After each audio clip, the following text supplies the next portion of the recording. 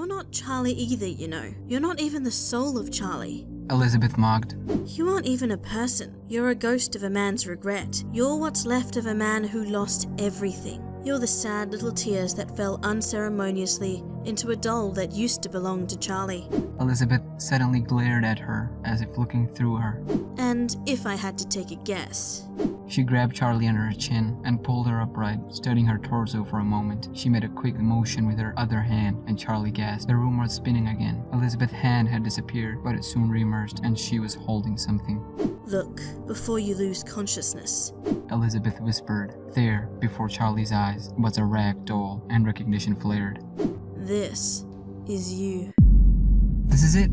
This is the final series where we'll put all the pieces Scott has put for us in different games, novels, etc. As I promised you guys last time that I'm going to make a complete timeline, a complete story of Five Nights at Freddy's from beginning to the end. Now remember, this whole mega theory plan occurred in my mind way before I even beat 50/20 mode, right when Ultimate Custom Night dropped, but more specifically, right when the final book released, The Fourth Closet. In my head, I had a complete picture. Every incident that happened in FNAF, from murders to characters and their stories. And surprise, surprise! Right when I finished editing our last Ultimate Custom Night Theory video, aka Ultimate Finale Theory video, it'll be up on the cards. MadPat from Game Theory uploaded his final theory, where he came to exact same points I came to after reading The Fourth Closet. I was blown away how similar points we made. I'm mentioning this because just as I was surprised how similar our points were, and are, considering you guys haven't seen my points, at the same time, I wasn't. In fact, none of us should be surprised if we come to similar conclusions after reading The Fourth Closet and Ultimate Custom Night, and that's what I think Scott intended for this series. Regardless, I can't promise I'm going to make a full correct timeline, but at least I can deliver something satisfying. I've read my own theories over and over again, changing scripts countless times, but this one, I think you guys gonna like this one. So strap in, because you're coming along for one final time for FNAF The Final Mega Theory, Part 1.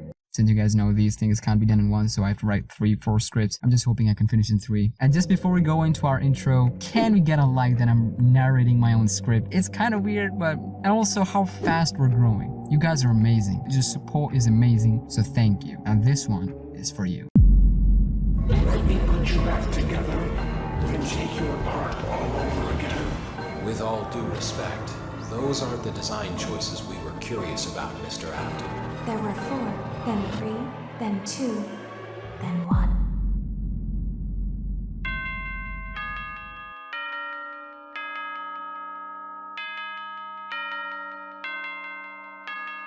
What is up, YouTube? It's your boy SmackNPie here, aka The Guy here, and welcome to The Guy Gaming Show, and more specifically, FNAF Theory Series. Anyways, today is a big day because we're tackling something really important, something close to the heart, and that is FNAF lore. You see, this series, when it was started back in 2014, I loved this game. I seriously loved it, to the point where I was so scared to even play it myself. I remember I limited myself to only watching other YouTubers playing it, which led me to the second game, FNAF 2. At this point, I was in my first college year, and just to clarify, here it's only 2, so yeah. Anyways, the day this game's demo dropped, the very next day was my physics exam, and since I loved FNAF so much back then, I preferred FNAF over my studies. I played it, and oh my god, it was terrifying, because it was a first experience for me. But as I continued, the fear dropped, and suddenly the mystery started. Everything I'd see on my screen started to raise questions in my head. Why these suckers are attacking me in the first place? Who are these animatronics? How are they moving and I can't? And that's when I wanted more answers, which, ladies and gentlemen, lead me to FNAF 3 and FNAF 4. In FNAF 3,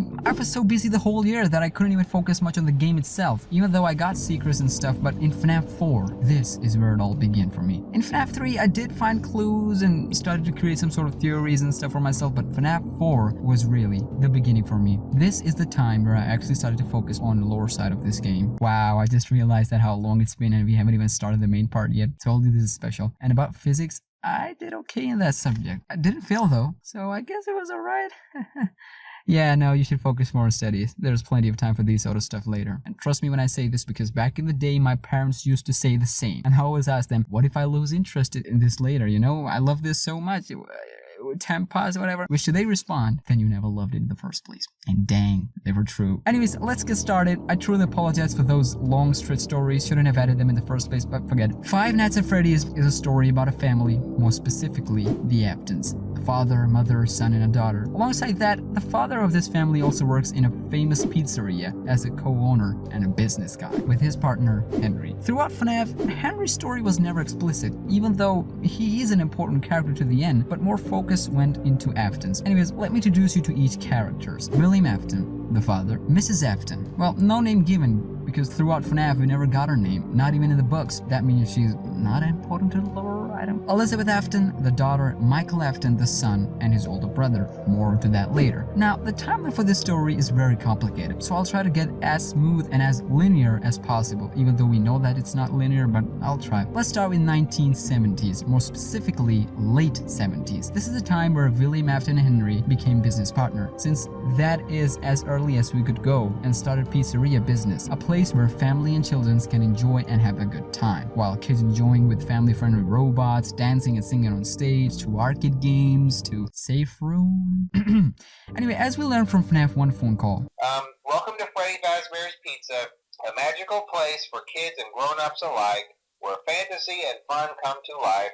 Kids loved this place to the heart. Birthdays, parties, everything. Anyways, everything is going smooth until the first incident in the series happened at the very first pizzeria location, where 5 children went missing in pizzeria. And due to that, the infamous event in FNAF occurred, 5 missing children incident, which I could say due to that incident the first pizzeria location closed. Now, throughout FNAF, we all thought that Charlie's incident was the first, but now I have to back up from that theory as well. I'll explain later why. In fact, Circus Baby incident happened before Charlie's. See, this is why I told you this series is complicated. Anyways, the question is how that incident happened. Well, in my previous Ultimate Theory series, I tackled 5 missing children incident and their characters and stuff, but let's get more into it. William, the co-owner, lured 5 kids to the safe room and basically kills them. Now, I even found that the actual killing didn't happen at first, they only went missing. They were killed later, but regardless, William lured them to the safe room by making different plans. I can explain one plan so you can have a complete picture of what's happening behind the scenes. In FNAF 6, there was a Fruity Maze game where if you play it one time, it's all cool. There's a little girl happening to be running around in that game having fun. But when you play it second time, this is where it started to get a little bit glitchy and sketchy. When you play the first time, at every time extended screen, there's a little girl shown with a smile and seems happy. But when you complete the game and play the second time, she starts to get sad, disturbed, like something is not right, and that's when the third part starts. The second part is kind of hard to beat, but once you beat it, you better be ready before clicking that play button, because you're in it for a treat. It's one of the biggest reveal, well, not biggest in FNAF, but probably important in FNAF and FNAF 6. When you play a third time, everything is glitched out and you can't beat it. This time, the girl's crying, and when the timer runs out, you see this screen of a girl with William Afton in Springtrap or Spring Bonnie suit standing behind her, telling her he's not really dead, he's over here. Follow me. This is, ladies and gentlemen, is the first victim of William Afton, and the first victim from 5 missing children, and her name is Susie. Again, more on that later, as I'm trying to keep it simple and smooth. Anyways, the pattern follows, which leads to other 4 victims gone missing at first and then later dead. Now, here comes the second part. Fredbear Family's Diner in 80s. We're now moving from the late 70s to early 80s. I'm a business student as well. If you co-own a company, it doesn't mean you can't be an employee. You're literally an employee in that company. That means you can do any job in that company. Well, that is, if you're qualified for it. I know it's obvious and everyone knows it, but this is FNAF. I was just showing all the facts. You know what? I'm sorry. Anyways, the reason I bring that up, it's because we'll need it for 2 things. Number 1, William's role in FNAF 1, and number 2, his role again in FNAF 2 and later. So keep that information in your mind. Anyways, here comes FNAF 4, which is a big deal, and I mean a big deal in FNAF. Why? Well, here's why. The game literally started with a child locked in his room at night, and that there was a party or birthday party within a few days. Now, if you look at the map, you can see that the diner is so close to actual home. Now, let's decode this map. At first, you can see the actual child's room, which consists of a bed with a Fredbear plush and 4 more plushies: Freddy, Foxy, Bonnie, and Chica. That child who is crying, so we'll name it Crying Child, and no joke, he's actually called Crying Child in FNAF community to the point where Scott made this Crying Child a legit character, or characters in FNAF world. Yeah, you remember that weird game? It was awesome though. Anyways, the child considered those for their friends were also presented with the scenario of an older brother jump-scaring his younger brother twice, one under his bed and second in the living room. Now, if you go in living room, you can see on the TV it says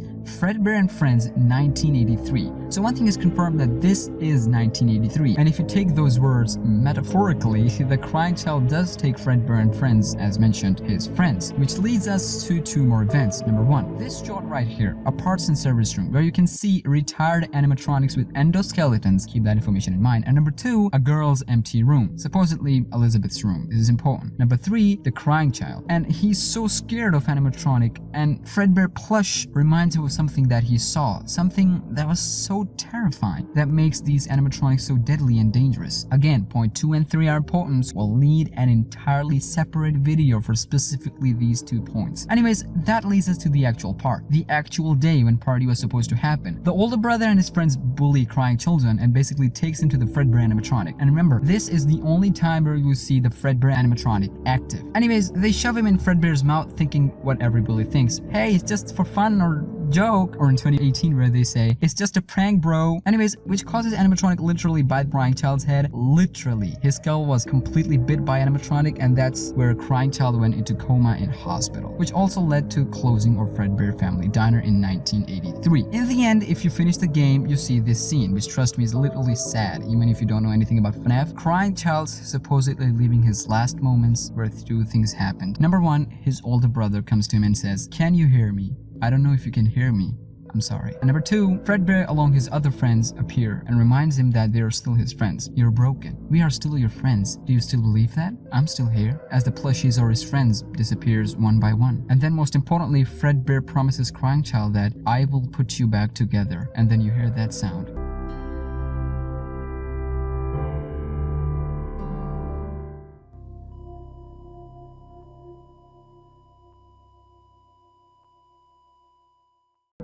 And with that, we get crying child's death. And right after that, Scott shows us a box. You already know that by now, but yeah, it's something we'll open in the end. And just to clarify, just to remind you guys, Dogco finally have an interview with Scott. It's up on his channel. And in that interview, he mentions 2 things. Number 1, that FNAF by FNAF 4 was too broad to interpret. And number 2, that MadPat was right. He changed the content in the box. So we can go with anything, right?